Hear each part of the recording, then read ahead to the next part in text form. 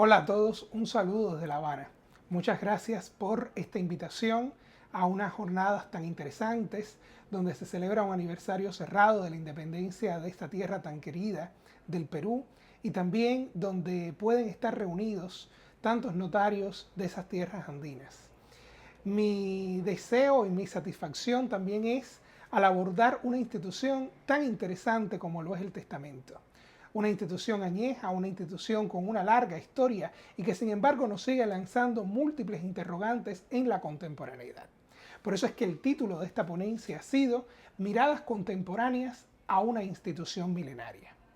No es para nadie un secreto de que el testamento es una de las instituciones jurídicas de más acendrado arraigo en la historia jurídica, aun cuando su aparición obviamente ocurre en aquellas sociedades que han desarrollado un concepto de libertad individual y de derecho subjetivo de propiedad. Por eso es que no encontramos rasgos de la institución testamentaria en aquellas civilizaciones del creciente fértil o en aquellas otras que a lo largo del mundo desarrollaron ese sistema colectivista que algunos llaman de esclavitud generalizada. Es en Grecia y sobre todo en Roma donde se desarrollan los rasgos particulares de una institución centrada fundamentalmente en el derecho de toda persona de ordenar conforme a los dictados de su voluntad su sucesión por causa de muerte y los destinos de su patrimonio, así como aquellas cuestiones no patrimoniales de su interés. Sin embargo, y a pesar de ese acendrado origen, de esa lejanía en el tiempo, dos de las definiciones que encontramos en las fuentes, las dos únicas instituciones que encontramos en las fuentes, parecen escritas en cualquier monografía de este año, pues tanto Ulpiano como Modestino dejan a un lado todo lo accidental para centrarse en los conceptos esenciales, en los rasgos más importantes del testamento. Así, uno lo define como voluntas nostra justa contestatio y otro como mentis nostra justa sentencia. Así, ¿qué es esto? Pues no es más que entender el testamento como una institución del más acabado, del más perfecto, fruto de la autonomía privada. Y es que el testamento no es más que eso, es una realización plena de la autonomía de la persona. Es el reconocimiento de su libertad individual, de su dignidad humana y también de esa posibilidad de autorregular sus propios intereses. No en vano en el testamento encontramos una realización plena de la autonomía privada como no lo hallamos en cualquier otro negocio. En el contrato, por ejemplo, estarían en conflicto dos voluntades, sirviéndose una de límite a la otra. Por su parte, tampoco encontramos una cantidad de normas imperativas que limiten sobremanera la cuestión testamentaria. Si comparamos lo que se ha dado en llamar orden público sucesorio con la pléyade de instituciones o de normas de jus cogens que regulan los negocios contractuales o familiares, notamos cómo esta presencia de normas restrictivas es prácticamente ínfima en materia de testamento, restringida prácticamente a regular la capacidad, las solemnidades y la legítima. Es por eso que nos enfrentamos a una institución donde es esa búsqueda de la realización de la voluntad lo que debe guiar los derroteros que los juristas debemos trazar para poder analizar el testamento. Y es precisamente a partir de ese análisis, recordemos que el título era Cuestiones contemporáneas a una institución milenaria, que hemos querido organizar nuestra exposición haciendo énfasis en tres elementos fundamentales. Los tres elementos que debe tener en cuenta cualquier análisis práctico de una institución jurídica y sobre todo de un negocio jurídico. Estos son requisitos, contenido, interpretación. Los requisitos son aquellos parámetros que establece el legislador para considerar válido y tutelable un precepto de autonomía privada. Por regla general están dirigidos a los requisitos que ha de cumplir, de reunir la voluntad para poder ser válida, para poder ser tutelada por el derecho. En cuanto al contenido, pues generalmente se asocia con las cláusulas o estipulaciones que conforman al negocio per se, aunque también se debe decir que este contenido puede ir más allá de lo escrito, pues en muchas ocasiones se complementa con aquellas normas dispositivas que el legislador dicta para tutelar, para amparar, para dar solución a aquellos aspectos no previstos por los autores del negocio. Y en cuanto a la interpretación, pues es un elemento central, un núcleo fundante, una piedra angular para abordar cualquier negocio. Incluso hay autores que han llegado a decir de que el negocio es aquello de lo que se interpreta de él. Y aunque esta posición puede ser un poco extrema, lo cierto es que entender de una u otra manera, interpretar de una u otra manera las instituciones negociales pueden hacer que sus efectos vayan por un cauce o por otro. Así, dentro de este primer grupo de los requisitos, nos centraremos en la testamentifactio activa, o sea, la capacidad jurídica para otorgar testamento. En cuanto al contenido, analizaremos la distinción entre contenido típico y atípico del testamento. Y sobre la interpretación, ahondaremos en aquellos cambios de circunstancias tan marcados que pongan en duda la pervivencia de la última voluntad del testador. En cuanto a la testamentifactio activa, pues es uno de los aspectos más revolucionados de la actualidad testamentaria. No es nuevo para nadie, nadie duda en la actualidad la revolución intensa que se está manejando desde el año 2008, pero probablemente incluso desde antes, desde finales de la década del 80, cuando las Naciones Unidas comenzaron a promulgar convenciones de derechos humanos que tenían por objeto regular los derechos de colectivos o grupos que habitualmente son considerados vulnerables para el derecho. Así, la Convención de los Derechos del Niño y la Convención de los Derechos de las Personas con Discapacidad han constituido sin lugar a dudas un parteaguas en todas las reflexiones que sobre el tema de la capacidad jurídica se abordan en los últimos años. Si bien la posibilidad de que menores de edad testaran no es algo nuevo en el derecho de plano, podemos decir que desde los mismos orígenes romanísticos de la cuestión, la capacidad jurídica para testar se consideró en edades inferiores al llamado caput o plena capacidad jurídica, ostentándose esta a los 25 años y sin embargo haciendo coincidir la testamentifactio activa con la nubilidad o con la posibilidad de contraer matrimonio, 14 años para los varones, 12 años para las hembras, pues este mismo origen romanístico hizo que prácticamente todas las legislaciones de nuestro entorno hispanoamericano pues adopten una edad para testar inferior a la llamada edad general para obtener plena capacidad jurídica o conocida también como mayoridad. Sin embargo,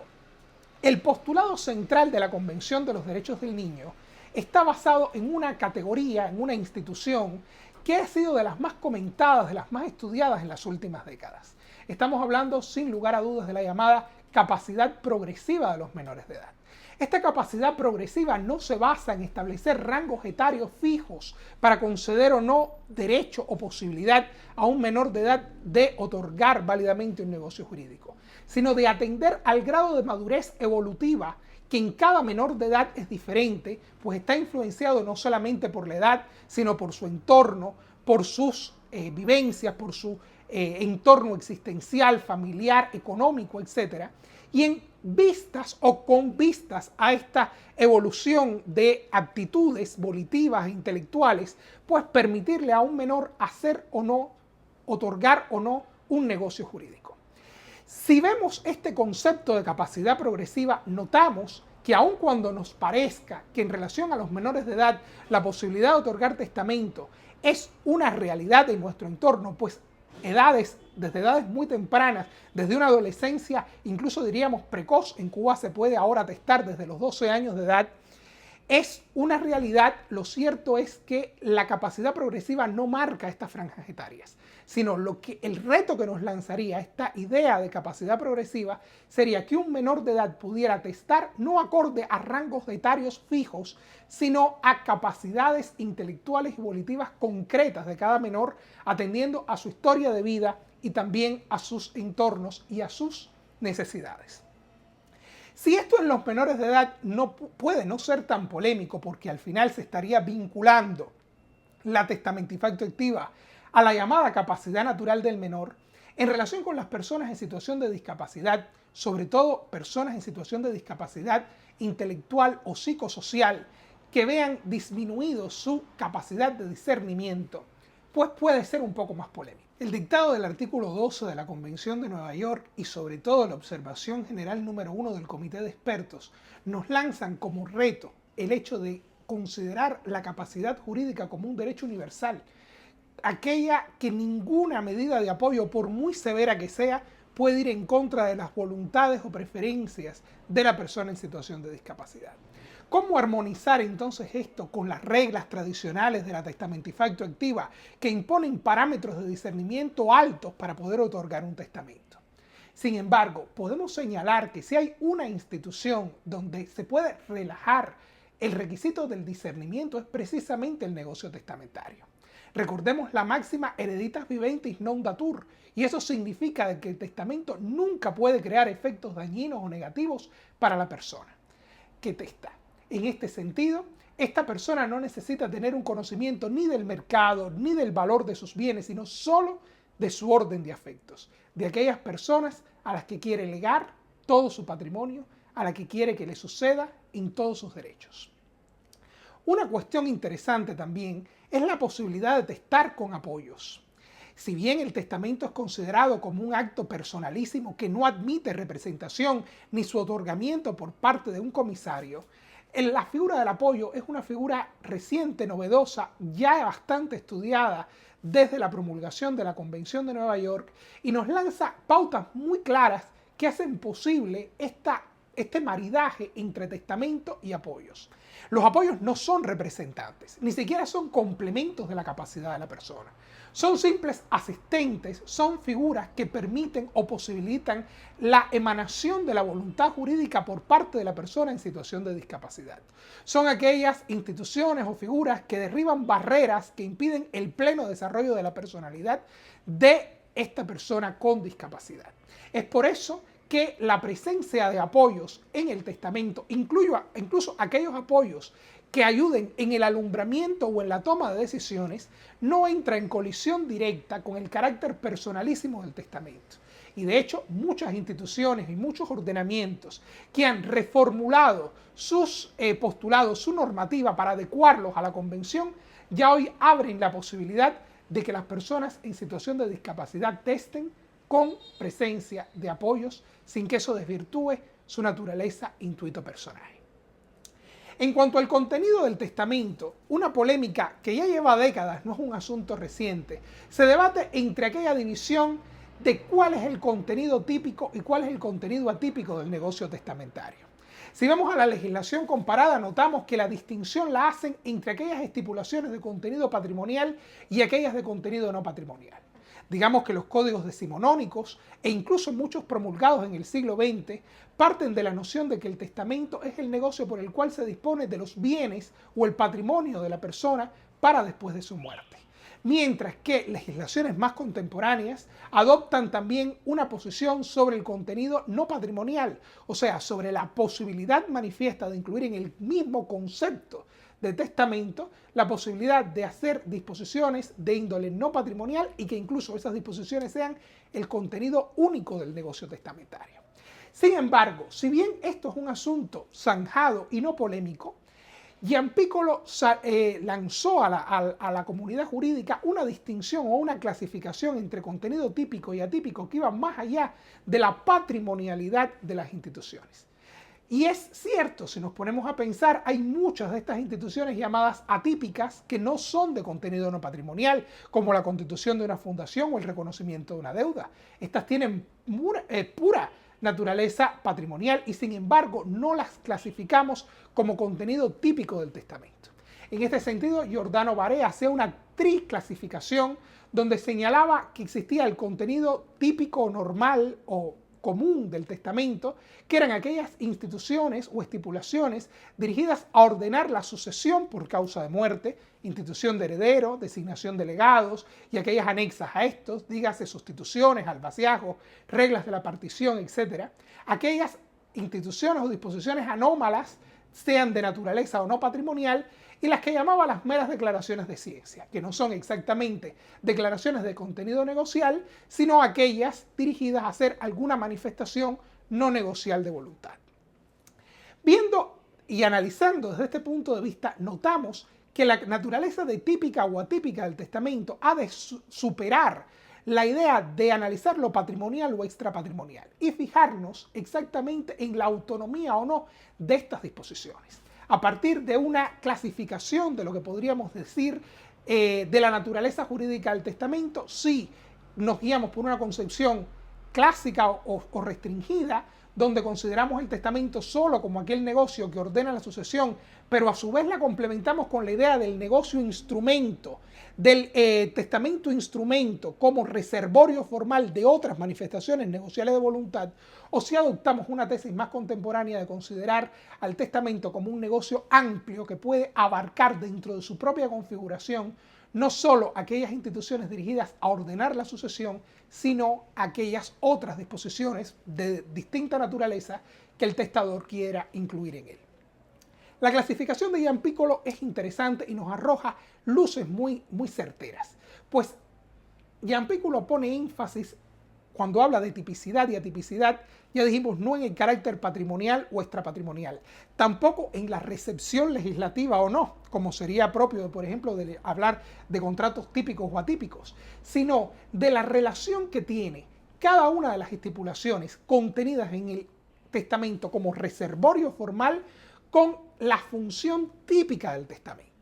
No puede obviarse, incluso para la más contemporánea doctrina, que el testamento es un negocio dirigido a ordenar la sucesión por causa de muerte. Y en consecuencia, todas aquellas disposiciones que puedan incluirse en ese negocio instrumento que es el testamento, pero que no vayan dirigidas a ordenar la sucesión, no responden a la causa típica del testamento. En consecuencia, podríamos decir que son instituciones que tienen una autonomía negocial, que tienen un régimen independiente. Un régimen independiente que a lo que debe llevar al jurista contemporáneo es a cuestionarse la posibilidad de que existan otros negocios mortis causa que no necesariamente de última voluntad, pues muchas de estas instituciones no son esencialmente revocables. Pensemos, por ejemplo, en el reconocimiento filiatorio,